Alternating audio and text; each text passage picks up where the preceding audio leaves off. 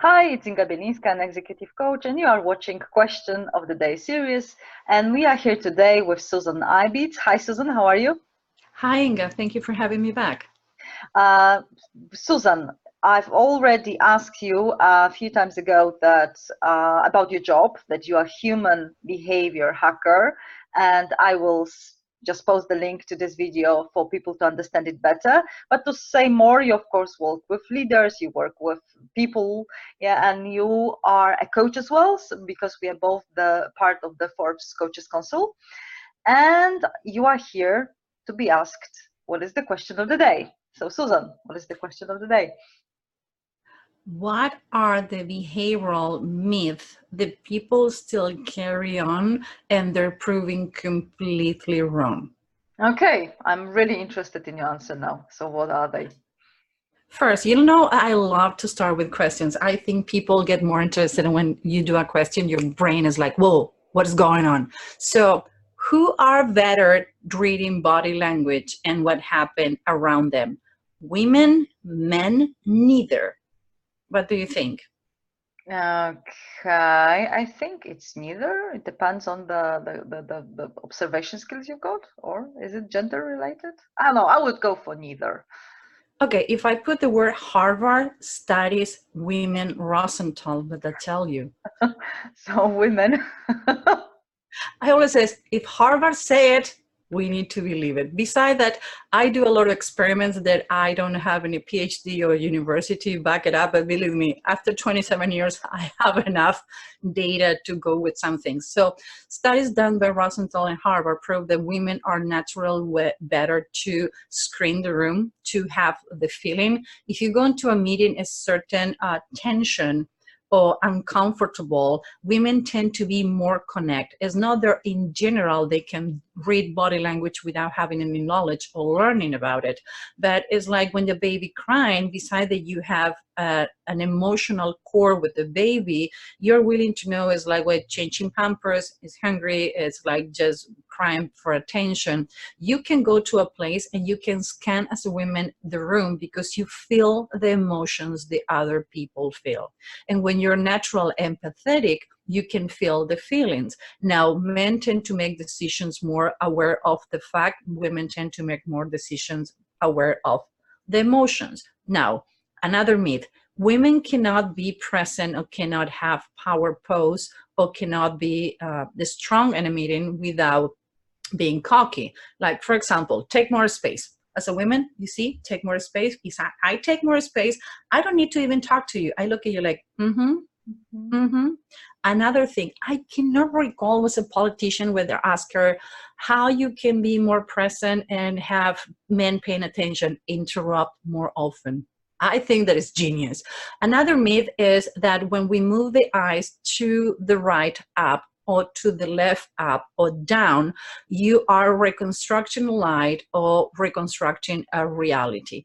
When Bandler and Erickson in the 1970s and 80s began with this neurolinguistic NLP, they were on a really good track. That was my first degree NLP, and I respect a lot of things the NLP says, and I use a lot of the technique.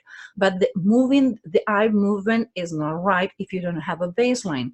I do everything with my left hand except writing. So when I need to recall information and tend to look down or close my eyes because I'm extremely visual. So I need to remember even words. And sometimes people see me do this, is that I'm writing words on the air so I can see them and write it.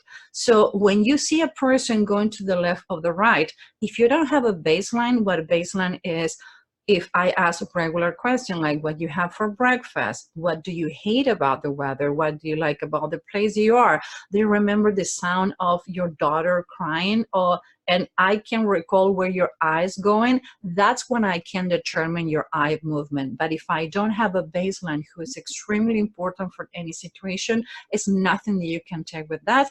We have studies for 2011 with MRIs who showed this is not true. Is one of the things, again, on the 70s, we didn't have most of the technology. We didn't have DNA even though there. Another one, if I cross my arms, people is gonna think that I'm close to your idea.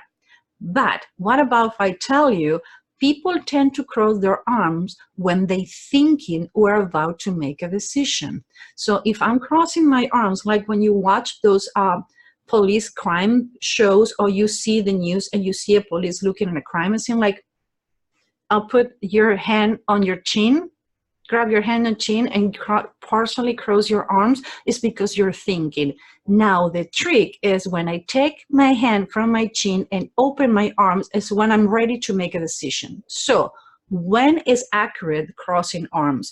If you ask a question and I cross my arm, I show my shoulders and I pull down or make an expression, that is a baseline who deviate from the norm. That I'm going to tell you an example why women tend to cross arms. We have a belly because we're wearing the wrong dress on the wrong time.